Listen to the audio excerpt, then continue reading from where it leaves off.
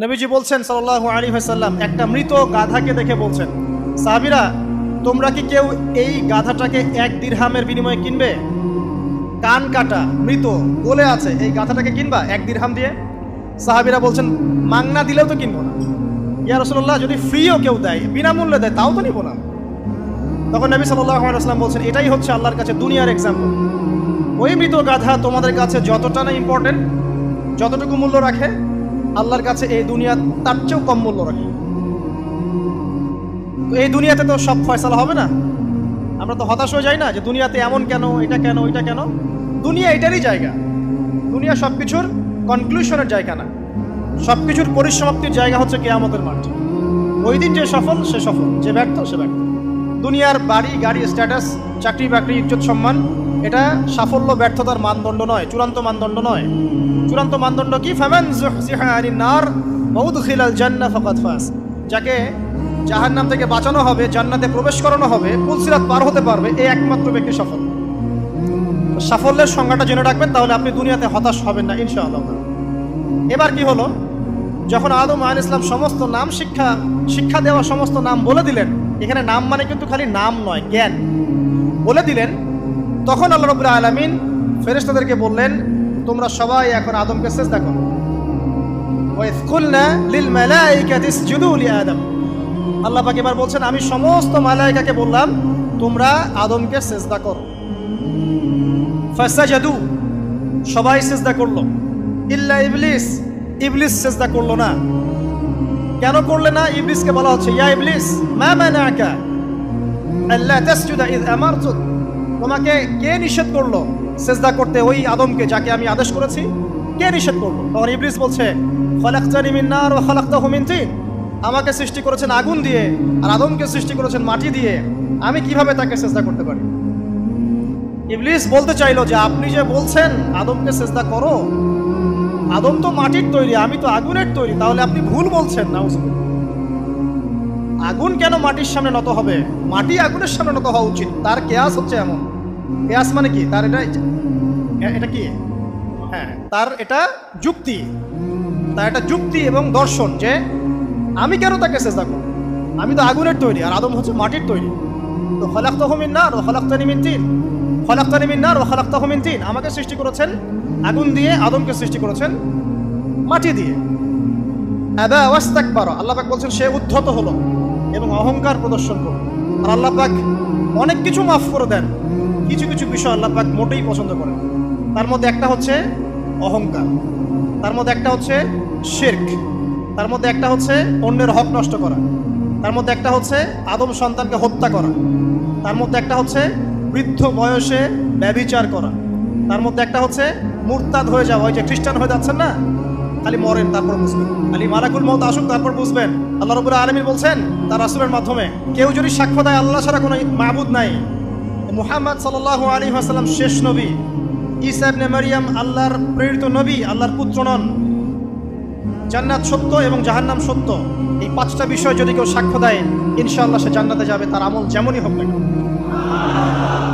টাকার বিনিময়ে, চাকরির বিনিময়ে, সমাজসেবার নামে আর চিকিৎসার নামে ঈমান বিক্রি করে ফেললেন।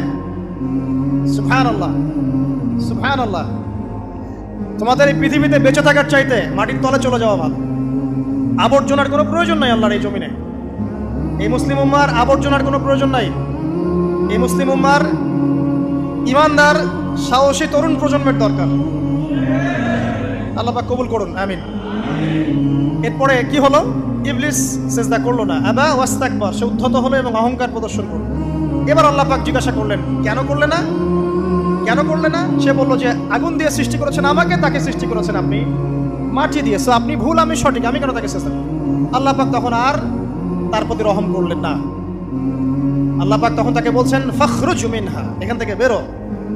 আল্লাহ পাক যেমন গফুর রহিম, আরহামুর রহিমিন, ঠিক তেমনি আল্লাহ পাক শাদীদুল ইকাব, কঠিন শাস্তিদাতাও বটে। আল্লাহ পাক শুধু কি দয়াই করবেন, শাস্তি দিবেন না? দিবেন। ফাখরুজ, অপদস্থ হয়ে, লাঞ্ছিত হয়ে এখান থেকে বের হয়ে যাও। এখানে অহংকার করার অধিকার তোমাকে দেওয়া হয় না, এখান থেকে বের হয়ে যাও। এবার ইবলিস বের হয়ে যাচ্ছে। বের হয়ে যাওয়ার সময় ইবলিস বলছে রব্বি। কি বলছে? রব্বি। দেখেন, ইবলিস আল্লাহকে বলছে রব্বি। মানে ইবলিস আস্তিক। ইবলিস কি আস্তিক? ইবলিস আল্লাহ বিশ্বাস করে।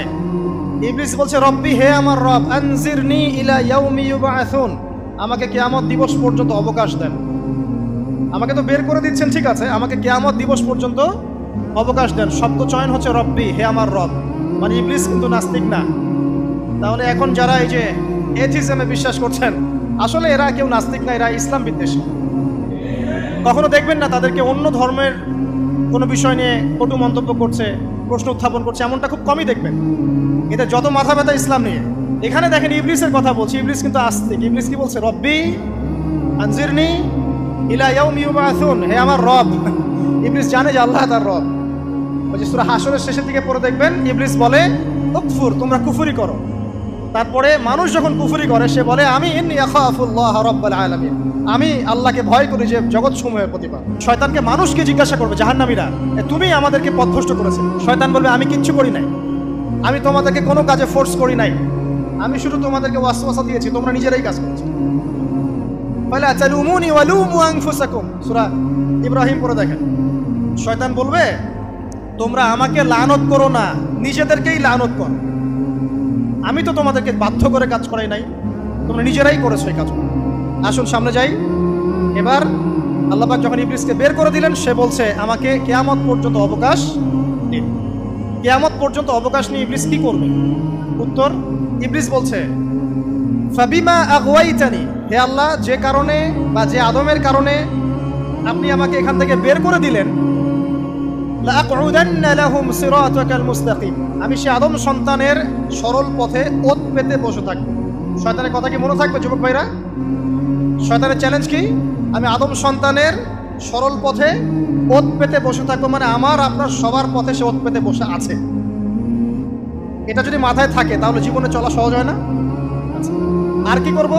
সুম্মা লাআতিয়ান্না মিন বাইনি আইদিহিম, শুধু বসেই থাকবো না, আমি আসবো তাদের সামন থেকে, ওয়া মিন খালফিহিম, তাদের পিছন থেকে, ওয়া আন আইমানিহিম, তাদের ডান দিক থেকে, ওয়া আন শামাইলিহিম, তাদের বাম দিক থেকে, ওয়ালা তাজিদু আকসারাহুম শাকিরিন, হে আল্লাহ, আপনি বেশিরভাগ আদম সন্তানকে শুকরগুজার পাবেন না।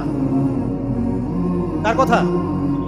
শয়তানের এই কথাটা কি সত্য না মিথ্যা? এখন বেশিরভাগ লোক নামাজ পড়ে না পড়ে না? পড়ে? পড়ে না। বেশিরভাগ মুসলিমের দাড়ি আছে না নাই? বেশিরভাগ মুসলিম সুদ খায় না খায় না? এখন বেশিরভাগ তরুণ প্রজন্মের জেনায় আছে না নাই? পর্নোগ্রাফি সবাই দেখে না দেখে না? অন্যের সম্পদ আত্মসাৎ মানুষ করছে না? দুর্নীতি করছে না? ঘুষ খাচ্ছে না? ইসলামের বিধান 100% পালন করে কত পার্সেন্ট মানুষ?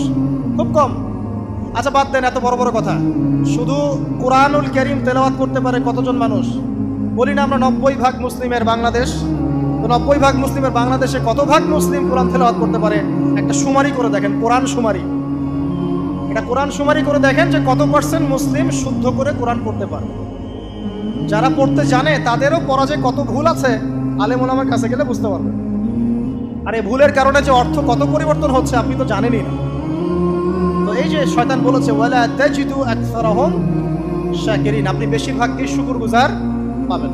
তো কথা সত্য না মিথ্যা? দেখেন ও কিন্তু তার মিশনের মধ্যে ঠিকই আছে। কথা যে সত্য তার প্রমাণ সহিহ বুখারীর একটা হাদিস, যেটা 4 বার এসেছে বুখারীর মধ্যে, যে আদম আলাইহিস ইসলামকে ডাকা হবে কিয়ামতের মাঠে, ডেকে বলা হবে তোমার সন্তানদের মধ্য থেকে জাহান্নামীদেরকে আলাদা করে দাও। আদম আলাইহিস ইসলাম বলবেন কতজনকে আলাদা করে দিব? আল্লাহ পাক বলবেন প্রতি 1099 জনকে জাহান্নামের জন্য আলাদা করে দাও। শয়তানের কথা ঠিক না বেঠিক? এবার আল্লাহ রাব্বুল আলামিন তাকে বের করে দিলেন। ইবলিস এবার বের হয়ে গেল, চ্যালেঞ্জও করলো। এবার আল্লাহ পাক আদম আলাইহিস সালামকে ডেকে বলছে ইয়া আদম, এবার আদম আলাইহিস সালামের এই যে পাজর মানে বুকের পাজর, এখান থেকে তার সঙ্গিনীকে সৃষ্টি করা হবে। কারণ আদম আলাইহিস সালাম একাকী ছিলেন, একা কি থাকা যায়? একা থাকতে কষ্ট হয় না? একজন জীবন সঙ্গী লাগে না?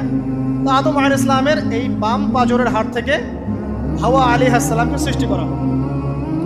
সৃষ্টি করার পর আরো একটা ঘটনা আছে যে আল্লাহ রাব্বুল আলামিন আদম আলাইহিস সালামের পিঠের যে অংশটুকু আছে, এই অংশটুকু থেকে আগামীতে যত আদম সন্তান আসবে সবাইকে ছোট ছোট পিঁপড়ার আকৃতিতে সামনে নিয়ে দেখালেন। সুবহানাল্লাহ, যত আদম সন্তান আসবে আল্লাহ পাক সবাইকে আদমের সামনে দেখালেন। এবং বললেন এই যে শুভ্র অংশ যারা, মানে সাদা অংশ যারা, তারা তোমার সন্তানদের মধ্য থেকে সবাই জান্নাতি।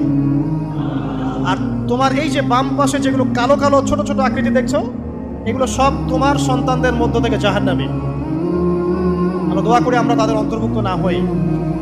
এবার আল্লাহ পাক সবাইকে বললেন, সূরা আরাফের মধ্যে আসছে 182 নম্বর আয়াতে মনে হয়, আল্লাহ পাক বলেন আলাস্তু বিরব্বিকুম, হে আদমের সন্তানরা, আমি কি তোমার রব নই? আমি কি তোমাদের রব নই? আলাস্তু বিরব্বিকুম, আমি কি তোমাদের রব নই? আলাস্তু বিরব্বিকুম, আমি কি তোমাদের রব নই? আমরা সবাই তখন বলেছিলাম বালা ইয়া রব্বি, অবশ্যই আপনি আমাদের রব। আমরা এখন ভুলে গেছি না? আমরা সবাই এই সাক্ষী দিয়ে আসছি রুহের জগতে। আর রুহের জগৎ বলে একটা জগৎ আছে, অনেক জগৎ আছে, রুহের জগৎ একটা।